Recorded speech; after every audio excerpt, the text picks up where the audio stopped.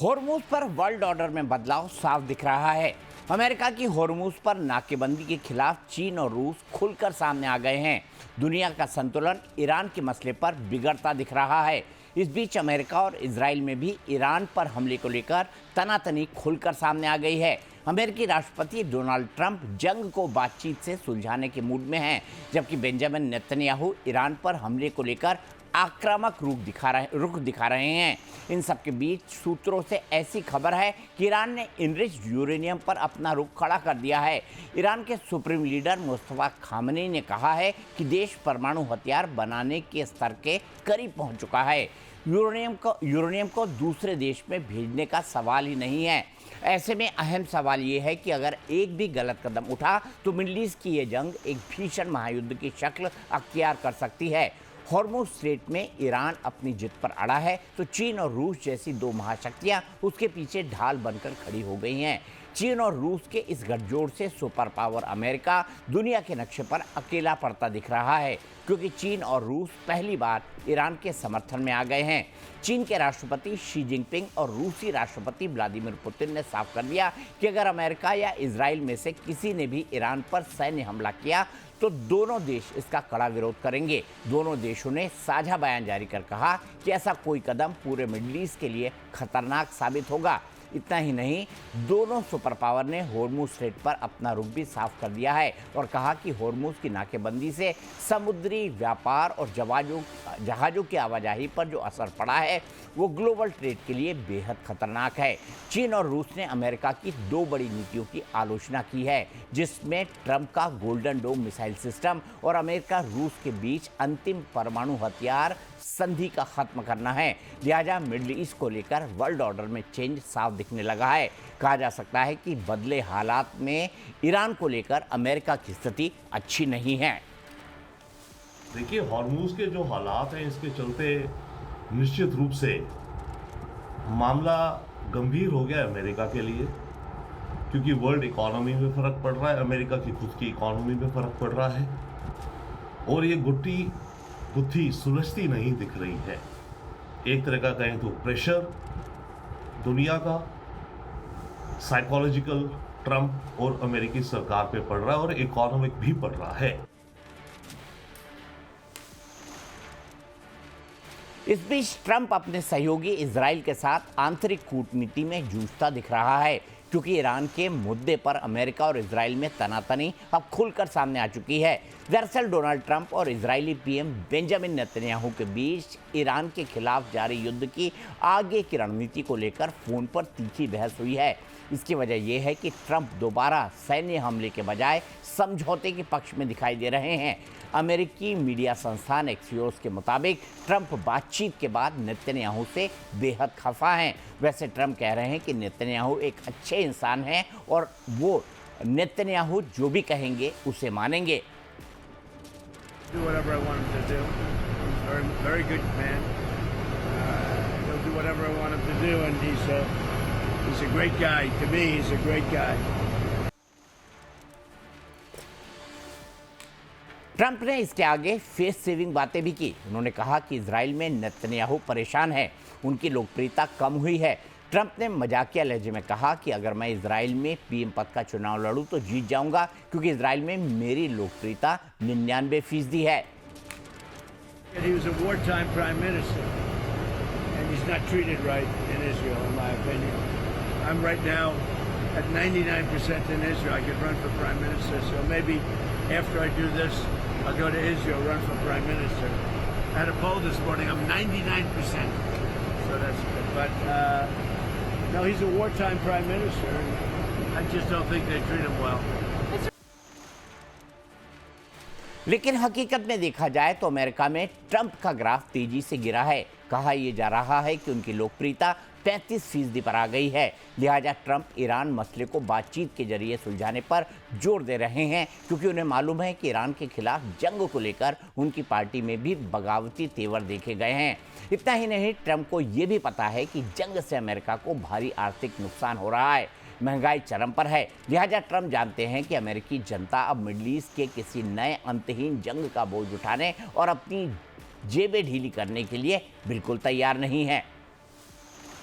युद्ध का जब समाधान शुरू के हफ्ते में नहीं निकला था तो तनातनी तो नेतन्याहू और ट्रंप के बीच में तभी शुरू हो गई थी, क्योंकि नेतन्याहू चाहे ईरान हो, हिजबुल्ला हो, हमास हो, उसको नस्ते नाबूद करना चाहते हैं और ट्रंप इस समय एक पीसफुल एग्जिट चाहते हैं। इसी दौरान ट्रंप का ये बयान भी आता है कि नेतन्याहू वही करेंगे जैसा मैं कहूँगा, और इजराइल भी जानता है कि वो ट्रंप को बिल्कुल भी अपने आप को आइसोलेट नहीं कर सकते हैं, क्योंकि अमेरिका और इजराइल की साझेदारी इजराइल की एग्जिस्टेंस के लिए बहुत असेंशियल है। इस बीच पाकिस्तान के आर्मी चीफ आसिम मुनीर एक बार फिर ईरान की राजधानी तेहरान पहुंचे हैं। मुनीर ने ईरानी विदेश मंत्री अब्बास आराक्ची से मुलाकात की है। कहा यह जा रहा है कि इस दौरान दोनों में शांति वार्ता पर चर्चा हुई। आपको बता दें कि पाकिस्तान दोनों के बीच डील कराने के लिए बिचौलिया या मैं कहूँगा दलाल की भूमिका निभा रहा है, लेकिन अब तक कोई सफलता हाथ नहीं लगी है। अब यह सामने आ रहा है कि पाकिस्तान और कतर अमेरिका ईरान के बीच जारी तनाव खत्म करने के लिए एक संशोधित शांति समझौते का मसौदा तैयार कर रहे हैं।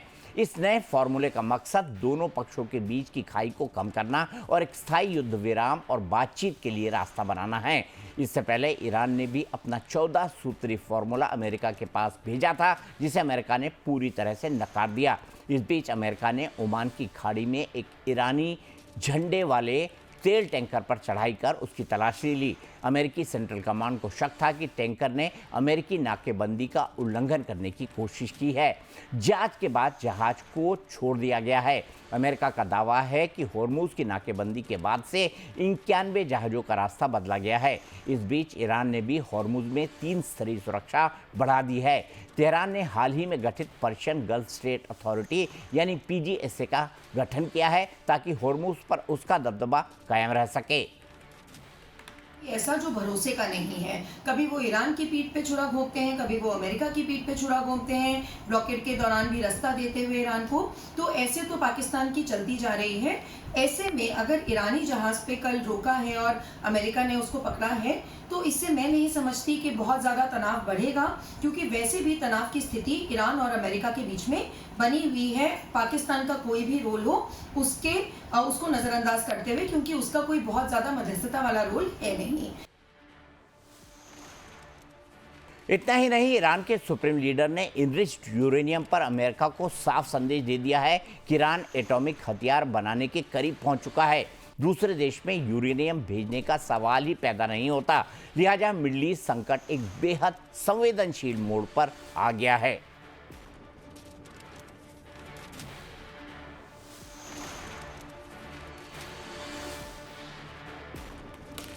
इसी पर बात करने के लिए मेरे साथ रिटायर्ड ब्रिगेडियर शारदेंदु जुड़ गए हैं, जो कि डिफेंस एक्सपर्ट हैं। ब्रह्मदीप अलूने साहब जुड़ गए हैं, जो कि विदेशी मामलों के जानकार हैं। और डॉक्टर अजिताभ जुड़ गए हैं, जो कि एक जियो पॉलिटिकल एक्सपर्ट हैं। शाम को एक खबर आई, डॉक्टर अजिताभ, हम दोपहर के शो में भी जुड़े थे। शाम को एक खबर आई है ईरान से सूत्रों के हवाले से कि मुस्तफा खामनेई ने कहा है कि किसी भी हालत में इनरिच्ड यूरेनियम अमेरिका को या किसी और को सौंपने का सवाल नहीं उठता, क्योंकि ईरान जो है वो न्यूक्लियर बम बनाने के बहुत करीब पहुंच गया है। तो आप इस खबर को किस तरह से लेते हैं, जब अमेरिका बैकआउट करने की कोशिश कर रहा है लेकिन ईरान अपने स्टैंड को और हार्ड कर रहा है? ये दीपक जी, ये बहुत ही खतरे वाली घंटी एक तरह से बज रही है अमेरिका के लिए, इजराइल, दोनों के लिए। और साथ में मैं और ऐड कर दूं कि मुस्तफा खमेनी की तरफ से शायद ये भी कहा गया है कि इजराइल एक कैंसर है जिसको निकालना जरूरी है। तो ये दोनों एक तरह से धमकी जो है, ये विश्व के परिदृश्य में भी और इजराइल अमेरिका की जो ठनी है उसमें भी ये बहुत शुभ संकेत नहीं है। इससे और बढ़ने के आसार दिख रहे हैं। लड़ाई लगती है अब अपने कगार पे और अंजाम पे पहुंचने की स्थिति में है। हार के भी एक तरह से कहिए ईरान अभी जीते हुए की स्थिति में दिख रहा है, लेकिन अमेरिका झुकने वाला नहीं है।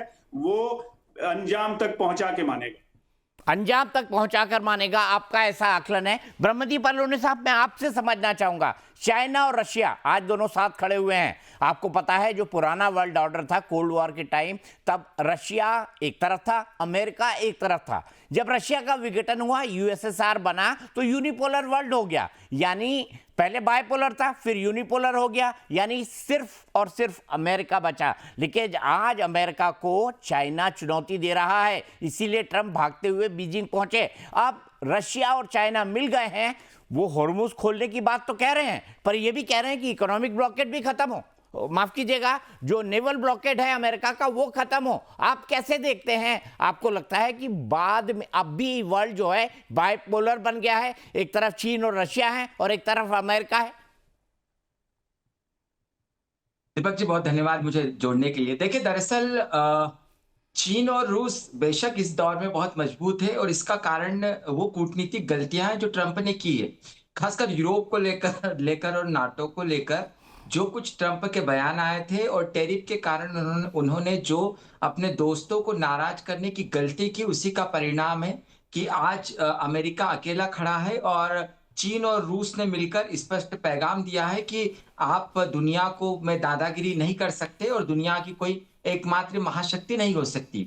लेकिन इस सबके बीच दीपक जी, यह भी दिलचस्प है कि जो ट्रंप है वो चाहे जितने नाकाम दिखे, लेकिन वो कूटनीति की दुनिया के बहुत शातिर खिलाड़ी है।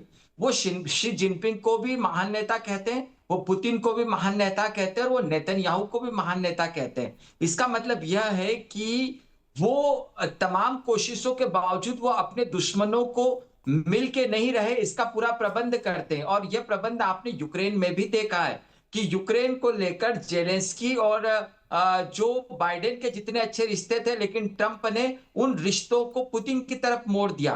तो आज भले ही चीन और रूस बहुत मजबूत दिख रहे हो, उन्होंने बयानबाजी भी की हो, लेकिन यह भी सच है कि अभी भी डॉलर कूटनीति का कोई मुकाबला नहीं है। और रूस और चीन जो है वो आपस में युआन में जो व्यापार तो करते हैं, इसकी वो तैयारी भी कर रहे हैं। लेकिन अभी एक डर चीन को जो सताता है वो यह है कि लैटिन अमेरिका से लेकर अफ्रीका तक और मध्य पूर्व से लेकर जो वो बेल्ट एंड परियोजना का काम कर रहा है, यदि वो ट्रंप को नाराज कर देता है, यदि वो अमेरिका को नाराज कर देता है, तो इसके कारण से जो चीन है उसको बहुत गहरा आर्थिक नुकसान हो सकता है। तो यही कारण है कि अभी भी चीन और रूस चाहे जितने मजबूत नजर आए, लेकिन वह इतने मजबूत नहीं हो सकते कि अमेरिका को आंखें दिखा सके। इसका सबसे प्रमुख कारण एक यह भी है कि मध्य पूर्व में चीन बहुत मजबूत नजर आता है, लेकिन मध्य पूर्व में अमेरिका ने बहुत शातिराना तरीके से फूट डाल दी, खासकर सऊदी अरब और संयुक्त अरब अमीरात में। और जो इस्लामिक दुनिया है, इस्लामिक दुनिया के जिसके आपने जिक्र भी किया कि इस्लामिक दुनिया की जो सरबराही है, उसके लिए दो ताकतें नजर आती थी, रूस और अमेरिका। लेकिन उन सरबराही में जो दो देश बहुत मजबूत नजर आते हैं, अमेरिका, संयुक्त अरब अमीरात और सऊदी अरब, तो अमेरिका ने इन दोनों राष्ट्रों के बीच भी फूट डाल दी है।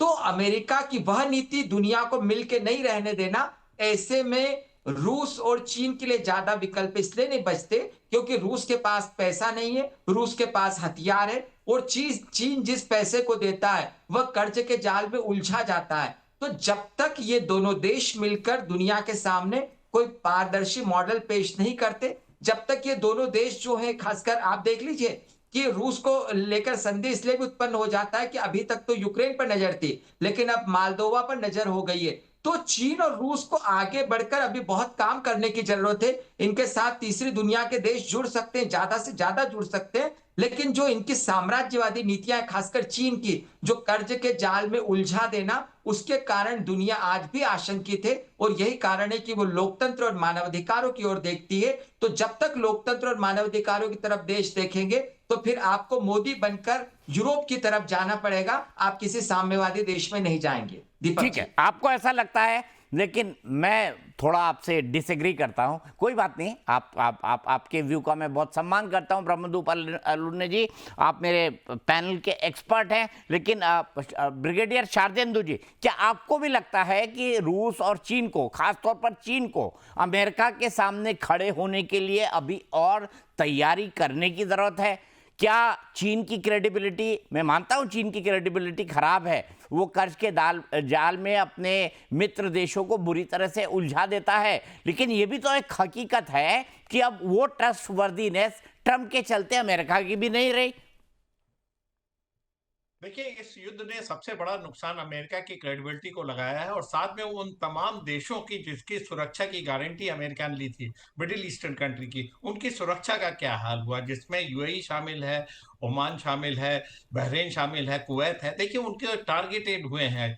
कहने को भले ही अमेरिकन मिलिट्री बेस पे अटैक किया गया, लेकिन जब उनके सोल्जर होटल या अन्य स्थानों में थे तो उनको भी ईरान ने टारगेट किया। तो एक जो सिक्योरिटी अम्ब्रेला अमेरिका का सो कॉल्ड सिक्योरिटी अम्ब्रेला था, उसको ब्रीच किया ईरान ने। इससे उनकी क्रेडिबिलिटी खत्म हुई। और जहां तक देखिए रशिया और चाइना का सवाल है, मेरा मानना है कि चाइना उस लंबी दौड़ के घोड़े की तरह है जो स्वतंत्र रूप से दौड़ना चाहता है। वो रशिया का साथ तो जरूर चाहता है, लेकिन उसका डोमिनेशन नहीं चाहता, पार्टनरशिप नहीं चाहता है, एक सहयोगी के रूप में उसके साथ लगना चाहता है। और उसने ये तैयारी 2 दशकों के आगे तक की प्लानिंग कर रखी। वो अपने आप को सोल पावर या अमेरिका के कॉम्पिटिटर या पार्टनर के रूप में देख रहा है, ना कि रशिया का सहयोग के साथ वो अमेरिका को चैलेंज करे। वो अपने बलबूते पे उसने स्वावलंबी का रास्ता पावर हो, रेयर अर्थ मिनरल हो, तमाम तरीके के एआई और सेमीकंडक्टर, तमाम चीज फील्ड में वो अमेरिका का कॉम्पिटिटर बना हुआ। तो वो सोलली अमेरिका को चैलेंज करता जा रहा है। इसी वजह से देखिए, जो आज की डेट में पुतिन की विजिट हुई है चाइना में, उसमें जो साइबेरिया की गैस पाइपलाइन का जो बनना था, उस पर एक सहमति शायद अभी नहीं हो पाई, क्योंकि प्राइस नेगोशिएशन नहीं हो पा रहा है। रशिया जो प्राइस क्रूड ऑयल का कोट कर रहा है, शायद चाइना को वो एक्सेप्टेबल नहीं है, उसमें वो टाइम गेन करना चाहता है। तो कहीं ना कहीं चाइना क्या चाह रहा है? चाइना मिडिल ईस्ट का मार्केट चाह रहा है, लैटिन अमेरिका का मार्केट चाह रहा है, और अमेरिका को डायरेक्ट चैलेंज करता हुआ नजर आ रहा है। और वहीं अमेरिका बार बार चाइना को एनर्जी डेफिशिएंट करना चाहता है, इसलिए उसने तमाम, चाहे वेनेजुएला हो चाहे मिडिल ईस्ट में, उसकी में पहल मचा रखी है। और आज की डेट में अमेरिका की क्रेडिबिलिटी डोनाल्ड ट्रंप की वजह से कम हुई है। अमेरिका आज भी नंबर 1 है, नंबर 1 मिलिट्री पावर है, इकोनॉमिक पावर है। ये रिजीम गई, डोनाल्ड ट्रंप खत्म हुए, और अमेरिका की जो विदेश नीति है, जो पॉलिटिक्स है, वो नए तरीके से रीशेप होके आएगी। आज की डेट में उनके रिपब्लिकन जो कांग्रेस के लोग हैं, वो भी उनका सपोर्ट नहीं कर रहे हैं। जिस तरीके से उनको सैन्य शक्ति सीमित करने का जो प्रस्ताव फेल हुआ है, जिसमें डेमोक्रेट के साथ साथ कुछ रिपब्लिकन ने भी उनके खिलाफ वोट किया है, तो कहीं ना कहीं वो कॉर्नर होते हुए नजर आ रहे हैं। और ये अमेरिका का टेम्परेरी फेस है, ये चाइना अच्छे से समझता है। ये 3 साल की लड़ाई वो नहीं लड़ रहा है, वो आगे आने वाले 1 या 2 दशकों की लड़ाई लड़ रहा है। और जहां तक ईरान का साथ देने की बात है, देखिए, जिस मजबूती के साथ अमेरिका इजराइल के साथ खड़ा रहता है, क्या उस मजबूती के साथ चाइना और रशिया ईरान के साथ खड़े रहते हैं? मेरा मानना है नहीं। एक तरीके का रशिया तो यूक्रेन के युद्ध में फंसा हुआ, लेकिन चाइना का जो मिलिट्री हार्डवेयर है, लड़ाई से पहले गया था। नेविगेशनल एड, इंटेलिजेंस एड, तमाम तरीके की जो टारगेट की लोकेटिंग है, लॉकिंग है, वो सारी इंफॉर्मेशन शेयर कर रहा है, लेकिन इससे ज्यादा कुछ नहीं। तो ईरान भी इस चीज को समझता है, लिहाजा वो स्ट्रेट ऑफ हॉर्मुज पे अपना कंट्रोल बना के रखता है। जहां तक इस रीजन में स्टेबिलिटी की बात है, देखिए, इजराइल जो है वो इस स्थिति का फायदा उठा रहा है। वो लगातार लेबनान पे हमले कर रहा है। सीज फायर ईरान और अमेरिका के बीच में चल रहा है, लड़ाई लेबनान पे जारी है, और नेतन्याहू चाहते हैं कि ये लड़ाई तब तक वो जारी रखें, और इस सीज फायर का वो फायदा उठाते हैं। वो अमेरिका को इसलिए पीस प्रपोजल के लिए आगे नहीं इंकरेज करते हैं, क्योंकि पीस प्रपोजल हुआ, शांति हुई, इस रीजन में कंप्लीट शांति की जब बात ईरान करता है, तो कहीं ना कहीं इजराइल का जो ऑपरेशन लेबनान में चल रहा है, वो अधूरा रह जाता है। वो अपने मकसद में पूरी तरीके से ना तो हिजबुल्लाह को खत्म कर पाया, ना हमास को कर पाया, और हुती तो इंटैक्ट आज की डेट में है ही। तो कहीं ना कहीं नेतन्याहू और ट्रंप का जो डिफरेंसेस आ रहा है, वो भी इस रीजन के लिए एक बहुत महत्वपूर्ण स्टेप है। नेतन्याहू नहीं चाहते किसी भी तरीके की पीस वार्ता हो, वो चाहते हैं अमेरिका डायरेक्ट एक्शन ईरान के ऊपर करे। जो सेकेंड फेज का ऑपरेशन होगा, इसी वजह से ये और भयावह होता हुआ दिख रहा है। एक तरफ चाइना और रशिया का मॉरल सपोर्ट, तमाम तरीके की इंटेलिजेंस शेयरिंग, तमाम तरीके के नेविगेशनल एड, तमाम तरीके की अमेरिकन शिप और वॉर कैरियर जितने हैं उनकी टारगेटिंग, और साथ में ईरान को एक जो मॉरल सपोर्ट चाहिए जियो पॉलिटिक्स में, वो प्रदान करता हुआ दिख रहा है। तो कहीं ना कहीं स्थिति उलझी हुई है। ठीक है। कोई भी देखिए सॉवरेन कंट्री अपना एनरिच यूरेनियम किसी दूसरे कंट्री को नहीं देगा, ये बात समझ लेनी चाहिए। और इसी बात पे देखिए संधि नहीं हो पा रही, वार्ता नहीं हो पा रही। अमेरिका चाहते हैं एनरिच यूरेनियम ईरान हैंडओवर करे, चाहे वो IAEA को हैंडओवर करे या अमेरिका करे या किसी थर्ड वर्ल्ड करे, ये ईरान को एक्सेप्टेबल नहीं और किसी भी कंट्री को नहीं होगा। वो ठीक है। पीसफुल पर्पसेस के लिए हो सकता है, वो एनरिचमेंट पे इंस्टॉल कर सकता है, रोक सकता है, लेकिन हैंडओवर कैसे कर सकता है? ठीक और है। जहां तक ब्लॉकेड का सवाल है, अमेरिका को ब्लॉकेड हटाना पड़ेगा। और देखिए, ब्लॉकेड के समय उन्होंने ईरान का एक शिप पकड़ा, उसकी जांच की और उसके बाद छोड़ दिया। अगर हॉस्टिलिटी इतनी ज्यादा होती तो उसको वो हेल्ड कर सकते थे, उसको वो अपने पास कब्जे में रख सकते थे, लेकिन उन्होंने उसको रिलीज कर दिया। ठीक है और दूसरी ब्रिगेडियर तरफ साहब। स्ट्रेट ऑफ हॉर्मुज से 16 25 शिप चले जाते हैं। तो ओवरऑल देखिए, ओवरऑल नरमी है, वार्ता आगे बढ़ सकती है। मेरा मानना है कि अगले 10-15 दिन में जरूर कोई सोल्यूशन निकलेगा, ठीक है। एक रिजल्ट निकलेगा। लेकिन जहां तक रशिया और चाइना का ठीक है, सवाल रुक है, जाइए ये रुक जाइए आगे आने वाले ब्रिगेडियर दिनों साहब, में आप रुकते ही नहीं, ब्रेक ही नहीं लगाते हैं कभी। मेरी बड़ी एक शिकायत मेरा रहती है पॉइंट आपसे। खत्म कर लेनी दीजिए बस।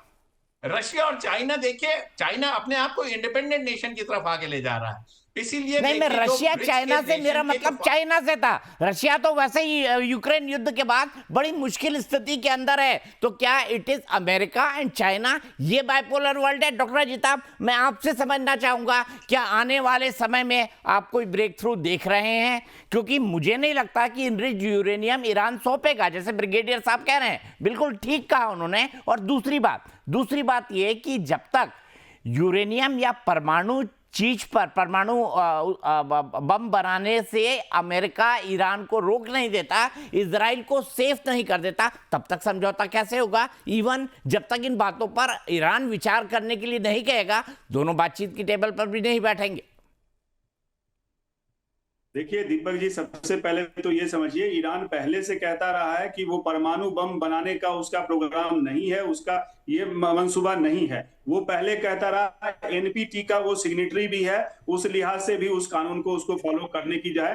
हालांकि चोरी छिपे उसने 60% कर लिया है, या 90% भी अगर करके रखा हो तो इसमें कोई आश्चर्य नहीं होगा। नंबर 1। नंबर 2, आप चाइना की जो बात की है, चाइना को व्यापार का जो साम्राज्य उसने फैला लिया है, $1.2 ट्रिलियन का उसका सरप्लस है, तो उसको पीस चाहिए, उसको युद्ध नहीं चाहिए। तो वो शांति से अपना मंसूबा पूरा करता रहेगा। लेकिन यहाँ पे देखिए, चाइना को भी खड़खड़ाने की अब अमेरिका ने शुरुआत कर दी है। 2 एग्जाम्पल आज कल का मैं दे रहा हूं।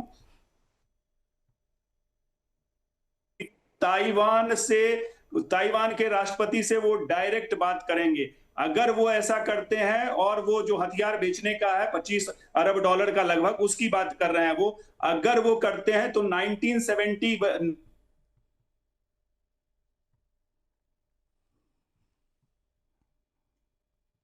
से याद दिलाया है कि क्यूबा में आप लड़ाई मत कीजिए। तो क्यूबा को भी, चाइना को परेशान करने के लिए उन्होंने क्यूबा को भी शुरू कर दिया। तो 2 फ्रंट।